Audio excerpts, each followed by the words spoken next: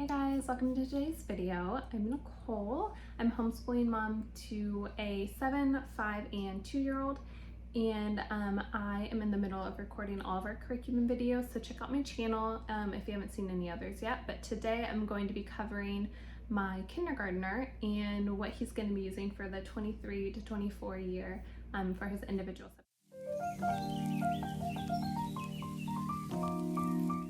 Okay, so I'm all set. I've got my Vance planner with the stuff that he's using, so I hopefully don't forget. A lot of times I go through editing my video and I realize that I forgot to tell you guys about something. So I'm going to start with language arts. So we are using The Good and the Beautiful, level K.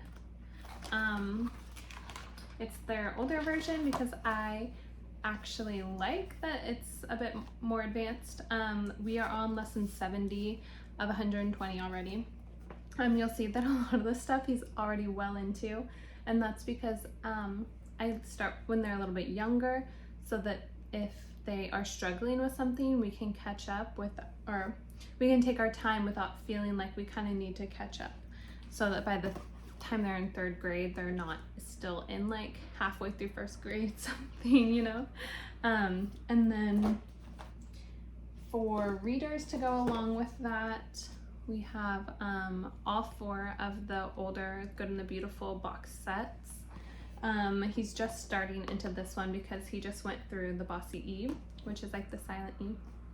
I just pulled out these. This is like the next step up in Bob books. And then this is his favorite. We also have the nature one, but he's really into this. He's about halfway through with it. He just feels like such a big kid reading it. I really recommend this reader. And then as far as other readers, I'm probably going to mention this in all of my curriculum videos. I am going to try and do monthly updates about what we're reading aloud and then what each of my boys is using as a reader, because I also have a 2nd grader. Okay, and then also in language arts, we've got Explode the Code. This is number 1. He's about halfway through this one. We don't really end up finishing these usually. And I have number 2, which I'm sure he'll move on to fairly soon. And then last is handwriting. So he is a little bit different. He's on level 1. So he just started this recently. But typically boys, what I've heard, are slower with handwriting, and when sun's going behind the clouds, and when they are getting started, they, you tend to want to start your kids later on in handwriting, but he just picked it up so fast and early, and he's always just like gone super quick with it. And then for math, okay, so for math, he's just finished KA, and we are going to roll into Singapore KB dimensions. So I do use the teacher's guide. I have a video comparing the homeschooler versus the teacher's guide, and to give you like a little nugget of it, like a little mini version.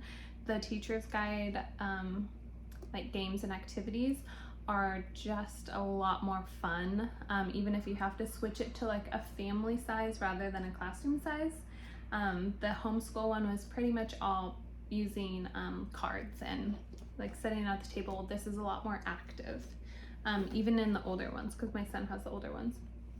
Okay, and then so besides these, I also have a math box of manipulatives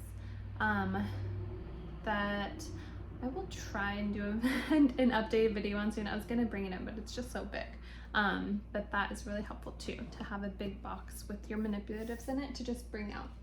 Okay, and then besides that, I forgot about with language arts. Sorry, I'm gonna insert a picture. I have not printed it out yet. Jot it down through Brave Writer.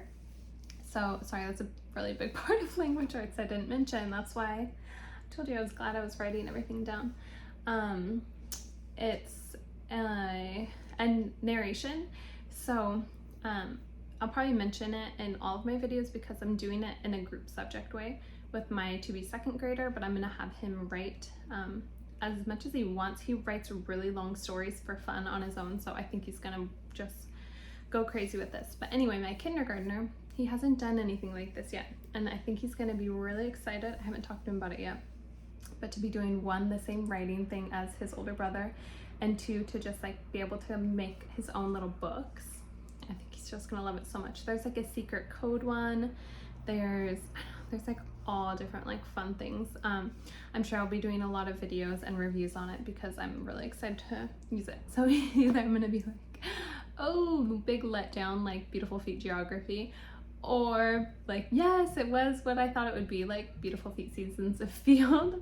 You can see my reviews on those too, I have a video. But anyway, sounds like my kids are done playing Legos, and that's pretty much everything. The last thing that he's going to be doing for the first half of the year, we do have a couple subjects I'm adding on the second half, but it's a music class with his brother. They're going to learn playing the ukulele. I'll probably talk about this in all my videos too, because it's like independent but also a group subject. But I'm very excited for that, mostly for them to learn to read music, so then we can really just like practice that at home. I'd like to maybe get a piano eventually, something like that. But I didn't play instruments really, maybe one year. I didn't really play instruments when I was young, so I can't really teach them to read music. So I'm glad to have a family friend that is a music teacher, or I guess I should say a friend's family.